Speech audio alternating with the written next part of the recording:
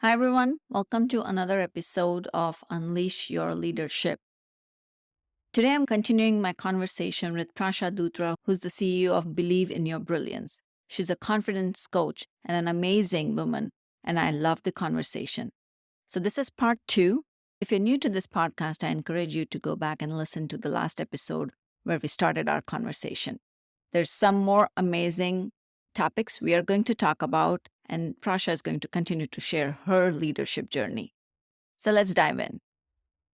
When you then started after third grade, and now you're becoming more and more in tune with your own qualities, how did you go about unleashing your leadership so the world could experience it? I think it's important to, again, if you think of it as a value, then you conduct yourself in that way. So I feel like if you work on making it your value and evaluating where in my life I've not acted from that value, right? I think Stephen Covey's book, Seven Habits of Highly Effective People. I can never get that. It's a mouthful. But he talks a lot about that. And I think reading that book later on in life, just looking back and saying, you know what, I don't know my value system. I may have conducted myself in a lot of ways that was not right. And if leadership is actually a true value, then what does that look like? And how do I, to your point, how do you unleash it, right? How do you actually use it and use that influence to do more? And so with the podcast was probably the first way I said, okay, I'm going to start something for myself.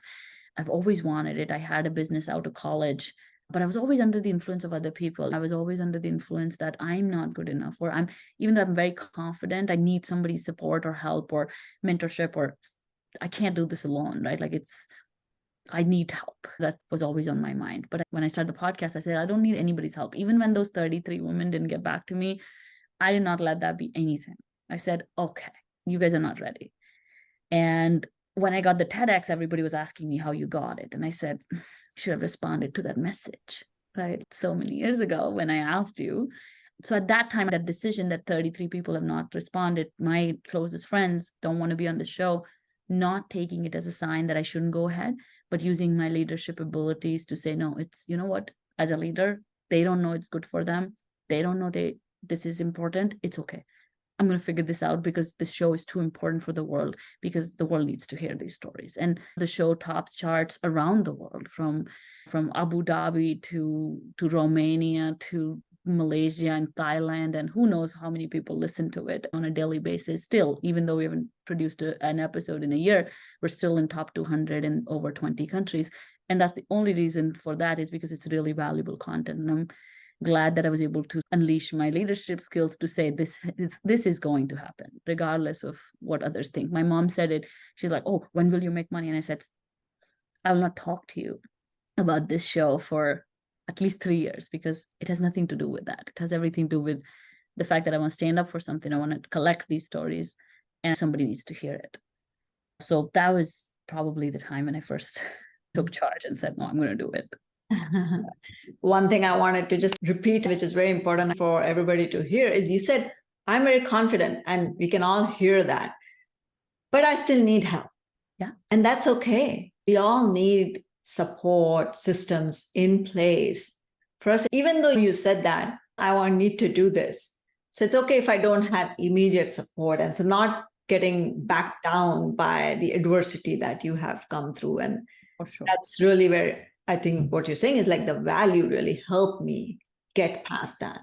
Yeah, because values then lead to beliefs, then lead to our identity, right? So that's the benefit of leading like value-based life. Or even if you don't actually sit and write those values, even if you don't do anything that's in that book, even if you just ask yourself, what is important to me, 2 or 3 things that are my non-negotiables, and then you act from that place, you'll go much farther than just going day by day, getting manipulated by media or other people, or doing things that you never want to do. I have a rule: I will never say yes to something I don't want to do. I will not go to a dinner just because I should please these people. I just don't want to do it. And that's just me valuing my time and living by this value that I'm not everybody's person. I don't need to be everywhere. I just can be in certain places, and that's okay too. But if you have some values, you'll be able to use them as gauges. Because I know you must hear this a lot in your work too, Priyanka, that women always think, oh, is this the right choice? Is this the wrong choice? Is this the right choice? Because again, teachers were doing this for them. Parents were doing this for, they're very hard to make decisions. And if you have a value-based approach, then you can just say, okay, does this meet my value or not? If it doesn't, I'm not doing it. And you can move on. There is no drama around it, right? You can make faster decisions from that place. So yeah, you're right. We all need help. And confidence is up and down. It's never the same ever. One day you wake up, when you're doing different things, it's different levels. It's waves. I think it's waves. It comes in waves. And sometimes the waters are really great and smooth sailing, and sometimes they're super choppy, right? When you and I started our businesses, it was super choppy, and you're like, oh my God, will I ever feel the same again? And then it's calm again. So confidence is on and off all the time. But asking for help, learning to lean into things that are important to you, whether it's through values, beliefs, or non-negotiables, or whichever way you choose, will, at least you'll have a good quality of life. Maybe you'll do some good work. Maybe you'll meet some good people. Maybe you'll get to do some podcasts. Who knows? It'll be fun. Yes, It'll be on your terms. I know. It's important that we lead ourselves first, because how do we expect to lead anybody and for anybody to follow us if we can't follow ourselves or our own desires? And there's a lot of the cultural upbringing that is common, is there's a lot of restriction and boundaries that are set on women and how they should behave or how they should talk. You've got to at some point say, who am I and what do I need? Exactly. When you started doing all this, and in some ways you're leading yourself and leading your life on your own terms, what is it that surprised you the most? I think just the fact that how easy it is. When you start to lean in to do what you want to do, and you start to make peace with your decisions and choices, and you start to connect the dots, basically, that's huge. Even in my program, I have the girls do something called your STEM story. So I have actually a goal. I tell them, you're going to write your story, you're going to connect these dots because they're very important.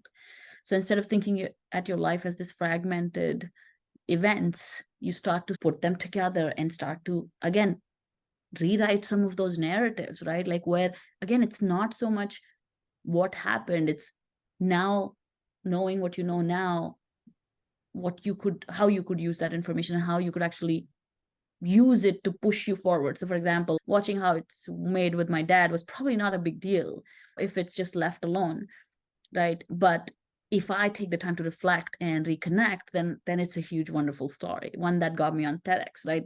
So it's so important to take that time to just have that narrative. And that is what I was doing. And then finally, when I started to do it all on my terms and make peace with a lot of it and decide that, no, you know what, just because these patterns and this data shows me that these are things that I value and these are things that are important to me.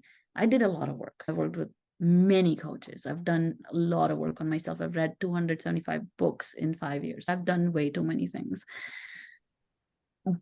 But I think what the surprising part was that it was easier than I thought it was going to be. I think I was at peace. I was like, we may not have the money, we may not have the sale, we may not have security, like all those things, but we do have this flow and this ease to life, which would just makes you feel happier. So God forbid it all ended tomorrow, there'll be zero regrets, absolutely no regrets. And I think it's just the surprising element of ease and surprising element of just the flow that you can experience when you start to align with where your life has been taking you this far. A lot of people are afraid to do that. A lot of people are afraid to look at their past. A lot of people are afraid to confront a lot of stuff and look at it and process it, rewrite some of those narratives, rewrite some of those memories, and then use that to be like, my life has been leading me to X, and I want to do that. So I think a lot of people are just looking for this purpose outside and ahead, but so much of it is coming from behind. That's right? True. From inside of them. Exactly. From their own experiences, because especially when you're at 30, you don't have the time to rewrite this whole thing. You don't get to restart. What you get to do is make peace with what happened and take the best out of that. And that will accelerate it. Otherwise, if I say, oh, I'm going to abandon all my strengths and all the things that my life has taught me, and now I'm going to try to become Priyanka. Like, that's silly. And a lot of people waste their time doing that. And so for me, it's just very easy to align and just accept that certain things will never happen for me, and I don't want them. It's fine. But this is what I was born to do. This is the path I was supposed to take. My whole life has been leading me up to it. And I'm just going to not resist it. I'm going to do it. And that's very, very easy. So I got very surprised. It was like easy, easier than I thought it was going to be. What you're saying is when you don't resist so much, then it just becomes easy. And one part of it is acceptance, one part of it is really honing into your own power. This, of course, is a lot of work I do with people as well. Everything is in your head, and you have to get past that to then say, okay, now what do I do in the future? And I love how you're framing your work with people in terms of here's what your past story is. How are you going to rewrite your own narrative? And then how are you going to connect the dots? Then the possibilities of the future open up. So exactly. You can't abandon it. It's a part of you, right? You can't just say those are all mistakes. You have to take good things out of it. You just have to make good out of that, because you can't change the past, but you can change how you remember it. Right? That's true. You can just change how you remember it, because memory is a very tricky thing. It's not saved in the same place. It's attached to so many different things, and it's way easier to change it than a lot of people realize. But once you start to walk on that path, you start leading yourself, leading others, you start to realize it's so much easier when you're doing the job that you were born to do versus all the things that other people want you to do, or all the things you think you should do. And then you just are more at peace. You may have a lot of stress, but you will still be at peace, like in your soul. You've been doing this for a few years now. So how have you and your leadership qualities evolved over these years? All the time. It's learning in progress. Only leadership, like the biggest leadership exercise, is continuous learning, right? You should never stop learning and never think that you know everything. And it has evolved because I've surrounded myself with a lot of great coaches and a lot of great people who I resonate with. They don't have to be Tony Robbins, and they don't have to be these big people, but they are people who will teach me the next skill I need to know.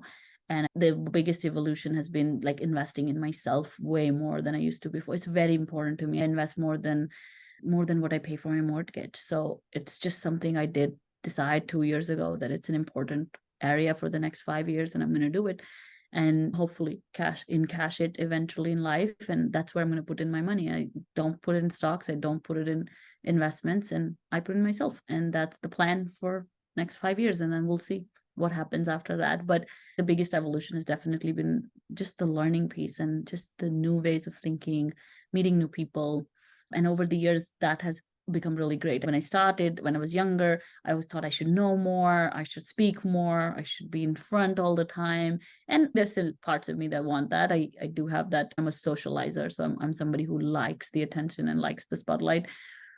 But it has been fun to put people ahead of me. It has been interesting to calm down my ego and say, no, like, let them have the spotlight. Or when your clients do so much better in life, when the first client does really well, it's a weird feeling. It's like, I'm happy, but I'm also like not that happy. What's happening? You have to check your ego at those early days of coaching. And that's how it has evolved. It has become more and more about other people. It has become more and more about learning and realizing that this learning will never end. I'll never be the best leader I can be, whether it's learning spiritually, whether it's learning skills, whether it's learning how to do something better.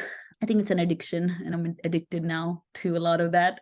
I watch YouTube videos before I fall asleep. It's weird, but it has evolved from a place of like, I'm more open to learn. I'm more open to accept my mistakes. I'm more open to course correct. I'm more open to abandon things that are not working, not get attached with a lot of solutions, and not feel like there is a magic pill that'll fix everything, which I thought a lot like 3-4 years ago. I think there was a lot of like, once I figure this out, everything will be wonderful. And this year has been like, no. Once you figure it out, the problem morphs. Problems are shapeshifters. They go from one shape to another. So that has been the biggest evolution.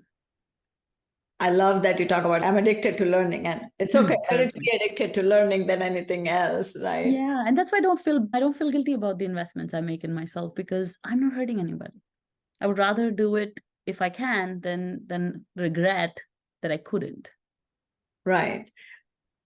I'm glad you're bringing back the point about investing in yourself, because that is also one thing we don't think about. You might invest in stocks or invest in some luxury goods or even eat out and at a very expensive place. And we don't think twice about those things. But if we have to invest in ourselves, either through a coach or even a program or training, whatever that might be, there's always that second guessing. Should I do it or should I not do it? And then women also think about this more, because then there is that added thing where sometimes some might feel like they should not spend it on themselves. It's selfish to do something for themselves. I'm glad you're saying that, because it's very important for a lot of people, especially women out there, to hear that you have to be able to invest in yourself. You have to take care of yourself and prioritize yourself as well.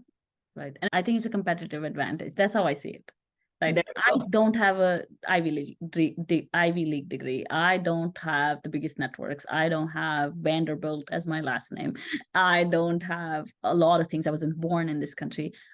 I need to build leverage. I need to build competitive advantage. And if I have the resources, even if they are stretched, I would rather put them in gaining years back that I've already lost to the immigration process, right? The 10 years that we all lost.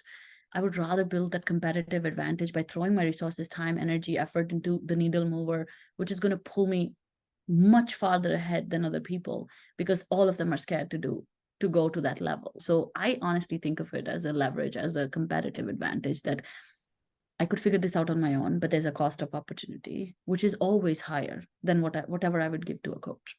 Always high. What I learned from that would stay with me forever. So I can never actually estimate the return on investment. I just can't ever calculate it, because it's infinite. It's just infinite. It's a gift that keeps giving.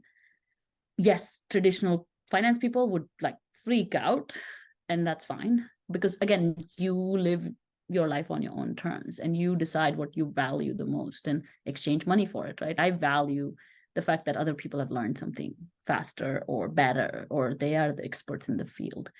And I have no interest in becoming an expert in that field. So I just want to know how I can use that skill in my area. So I'm going to get those people in and learn from them so that I can save a lot of time. But if you have money, and even if you don't have money, but if you have resources, you can start to prioritize this a little bit more. You'll have so much more competitive advantage than everybody else in your company, in your team, in your family. And then people are going to wonder 3 years later, what are they doing differently that I'm not doing? It's like, do you want to see the invoices from my coaches? That's what I'm doing. I'm putting myself first. I'm putting things that matter to me first. I've seen you sharing stories about how people are doing certain things. And one of this is invest in yourself. And there's so many other such actions. I've also seen you very openly share about, okay, just use technology and do these things and use them to your advantage, because sometimes that is also tough for people to accept there's something new, some new technology coming in. So how do you think new technologies and things like AI play into how people can just get better at whatever they want, whatever their goals are?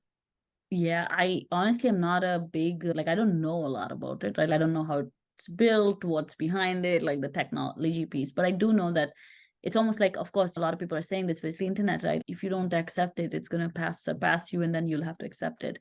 I think personal branding is just like that too, where people are like, no, I don't want it. I don't want it. And it's like, you can keep resisting, but eventually you'll have to build one. So I think AI is going to be interesting. The only fear that I have is that it will create more bias, because it's such a data only system, and the people who are building it, like the diversity in AI, like should be a concern for everybody. Of course, the concern is the regulations and where it will go. But I'll give you a very simple example. I was on Midjourney and I was trying to build these avatars of women for our podcast launch for Her STEM Story. And we wanted to showcase these women as super women, right? And just wanted to show them as Wonder Women in STEM is the idea. And so me and one of my volunteers, who was also one of my clients, we were spending a lot of hours on Midjourney, and it was just not doing what we wanted it to do.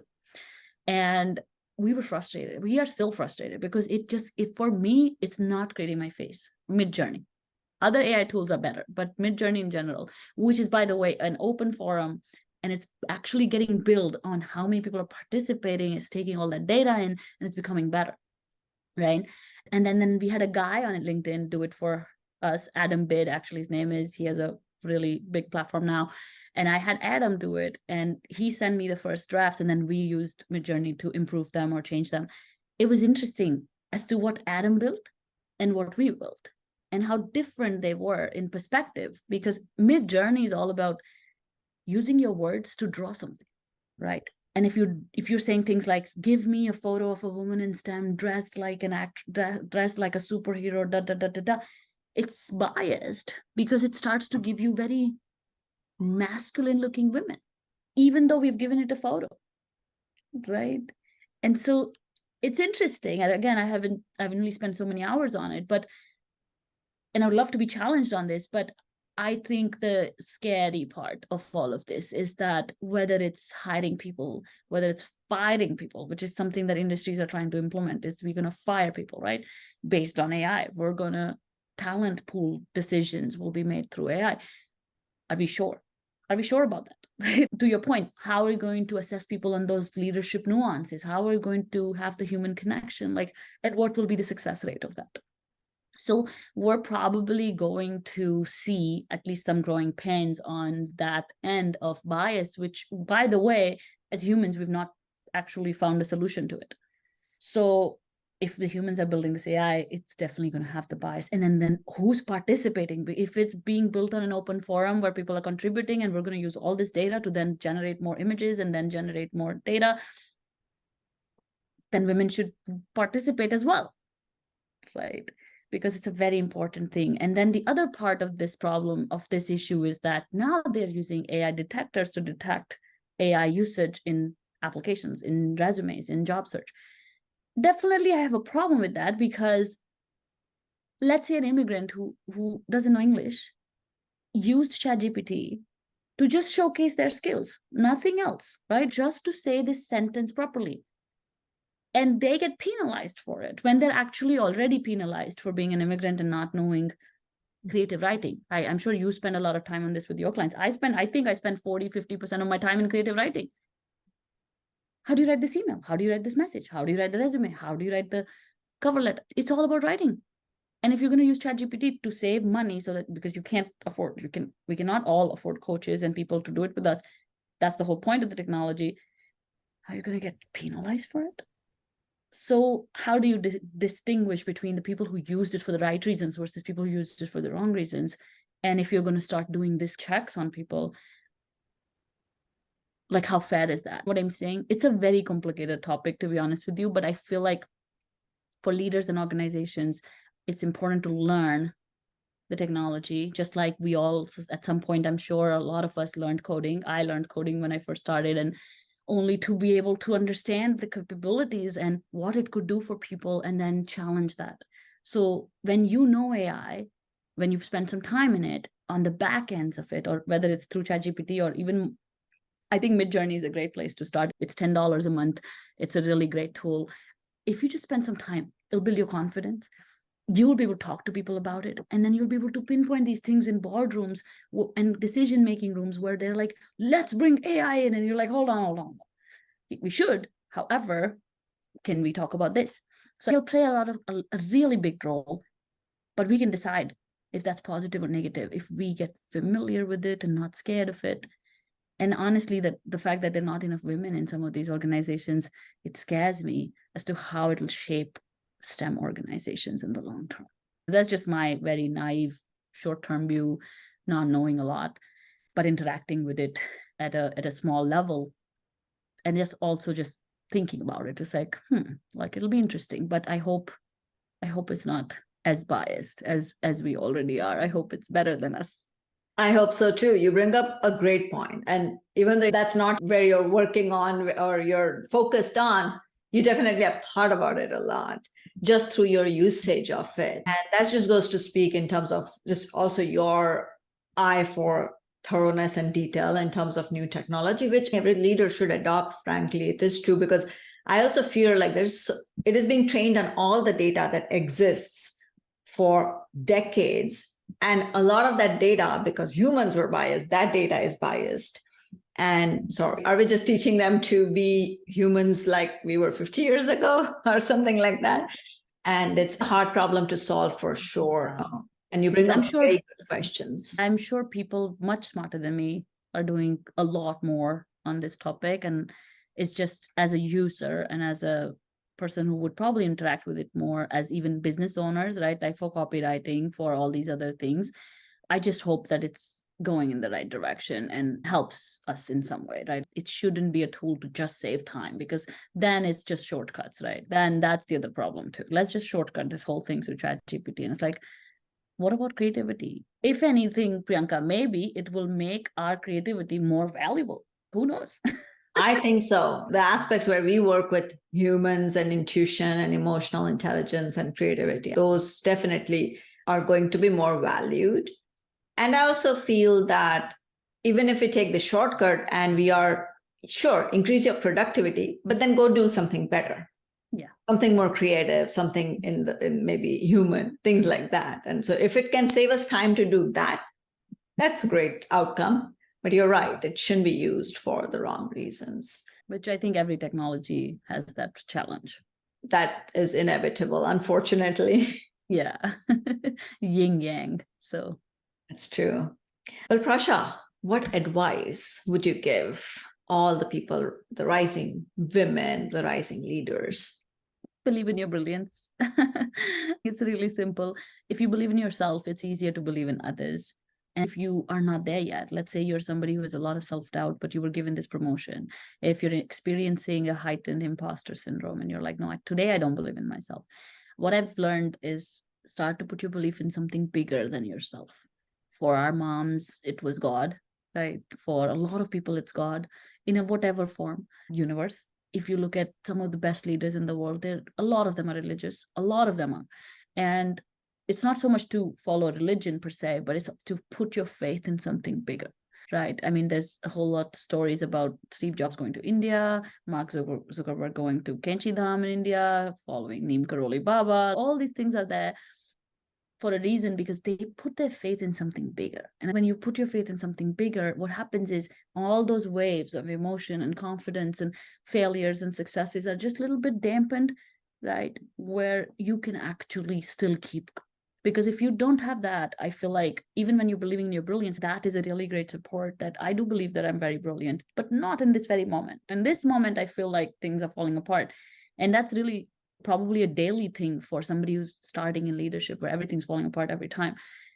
You can relax if you believe in something bigger. If you believe in something bigger than yourself, then you can just chill for a second, take a breath, and then come back to the actions and everything else. So I think any kind of routine, whether it's again prayer, church, temple, whatever, like whatever you like, or even reading a spiritual book every night, like something that grounds you and gives you that faith that you're not alone in this, and something bigger is supporting your mission. And if you read about all of these people, memoirs of people, you'll read that they did think that something bigger was either pulling them or holding them or pushing them. And when you're new to leadership, when you're new to taking on challenges and being held accountable for it, being told that you're wrong, or you lost money, or you destroyed a project, or even though it was 15 people involved, you have to like leadership is not just about all the good stuff, it's all the bad stuff, and maybe once in a while it's the good stuff. And so I learned that because I worked in quality, and in quality you're never right, and in quality you never get any appreciation whatsoever. The customers are yelling at you, the managers are yelling at you, you're just costing everybody money, like nobody actually likes you.